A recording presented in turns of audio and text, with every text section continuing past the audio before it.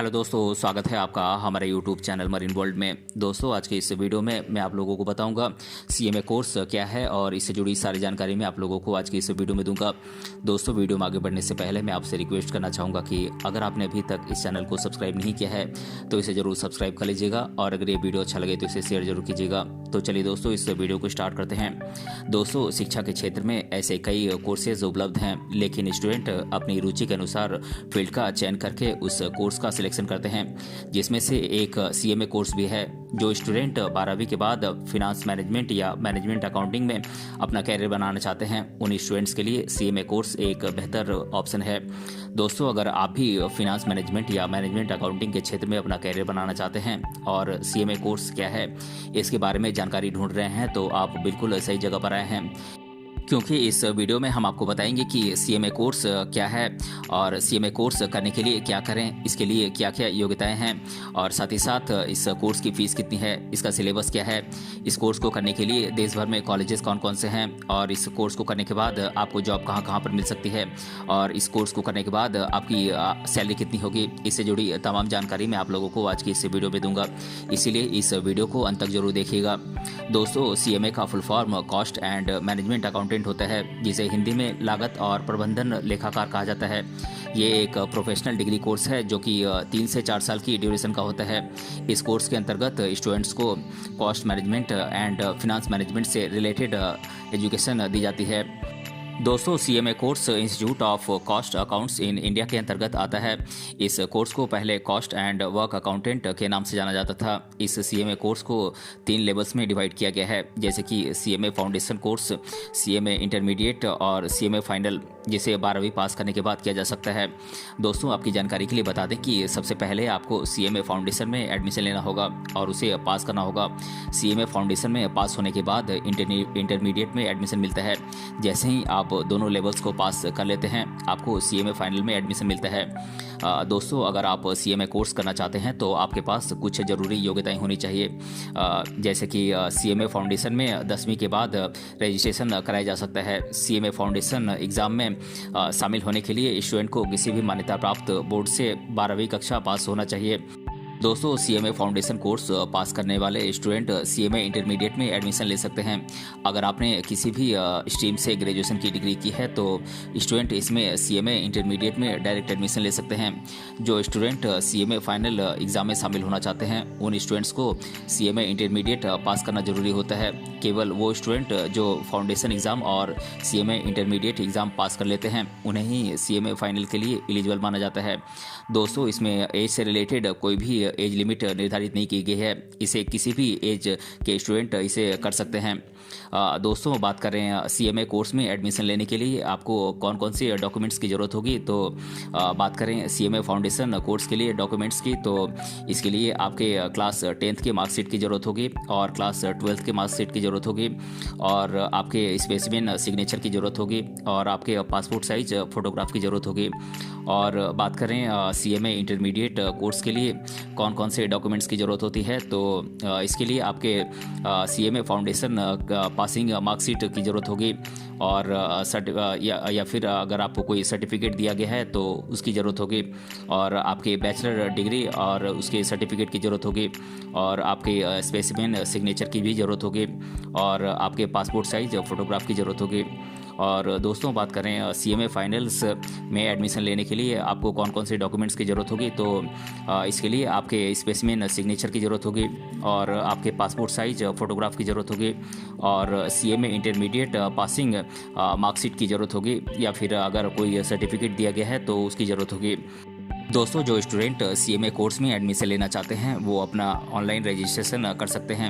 Admission लेने के लिए सबसे पहले आप ICMAI की ऑफिशियल वेबसाइट पर आप जाएं और सीएमए फाउंडेशन इंटरमीडिएट या फाइनल कोर्स उस पर आप क्लिक करें और क्लिक करने के बाद आपको ऑनलाइन अप्लाई ऑप्शन पर आपको क्लिक करना होगा। उसके बाद आपके सामने एक फॉर्म ओपन हो जाएगा जिसमें पूछी गई सभी जानकारियों को आपको भरकर सेव कर लेना होगा और इसके बाद आप कंटिन्यू बटन पर आप क्लिक करें। और दोस्तों, कंटिन्यू बटन पर क्लिक करने के बाद आपको रिक्वायर्ड डॉक्यूमेंट्स स्कैन करके अपलोड करना होगा और फिर आप सबमिट बटन पर क्लिक कर दें। दोस्तों उसके बाद CMA कोर्स की फ़ीस का आप ऑनलाइन पेमेंट कर दें और सारी प्रोसेस पूरी होने के बाद लास्ट में दी गई सभी जानकारियों से भरे हुए फॉर्म की आप डिटेल्स चेक कर लें और एप्लीकेशन फॉर्म का आप एक प्रिंट आउट ले लें। दोस्तों CMA कोर्स को 3 लेवल्स में बांटा गया है जिसकी अलग अलग फ़ीस भी है। साथ ही CMA इंस्टीट्यूट आपको इंटर में एडमिशन के लिए इंस्टॉलमेंट्स की भी सुविधा प्रोवाइड करती है। अगर आप एक साथ इंटरमीडिएट की फ़ीस नहीं भर पा रहे हैं तो आप इसे 2 इंस्टॉलमेंट्स में चुका सकते हैं। दोस्तों CMA कोर्स को 3 लेवल्स में बांटा गया है। अब मैं आप लोगों को इन कोर्सेज की फ़ीस बता देता हूँ। बात करें CMA फाउंडेशन कोर्स की फ़ीस की तो ये 6,000 रुपये है और CMA इंटरमीडिएट कोर्स की फ़ीस 23,100 रुपये है और CMA फाइनल्स की फ़ीस 25,000 रुपये है। दोस्तों अगर आप CMA कोर्स करना चाहते हैं तो 10वीं के बाद भी आप CMA फाउंडेशन कोर्स में रजिस्ट्रेशन करा सकते हैं, लेकिन इस एग्ज़ाम के लिए आपका 12वीं पास होना ज़रूरी है। यदि आप CMA इंटरमीडिएट में डायरेक्ट एडमिशन लेना चाहते हैं तो आप graduation, post graduation, CS foundation और कैट एग्ज़ाम पास करने के बाद भी CMA इंटरमीडिएट में आप एडमिशन ले सकते हैं। दोस्तों CMA एग्ज़ाम में पास होने के लिए आपको हर सब्जेक्ट में कम से कम 50 से 55% मार्क्स लाने होंगे। CMA ट्रेनिंग की ड्यूरेशन 3 साल है। हालांकि फाइनल रिजल्ट निकलने से पहले आपको कम से कम 15 महीने की ट्रेनिंग पूरी करनी होगी।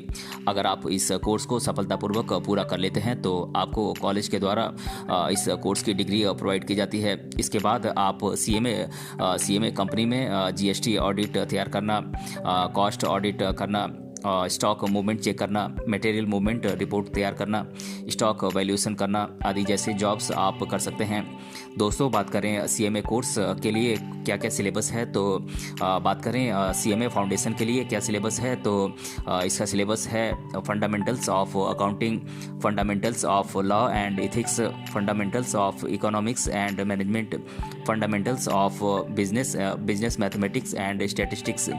और बात करें CMA इंटरमीडिएट के सिलेबस की तो इसका सिलेबस है financial accounting, law, ethics and governance, direct taxation, cost accounting and financial management, operations management, information system, cost and management accounting, indirect taxation, company accounts and audits.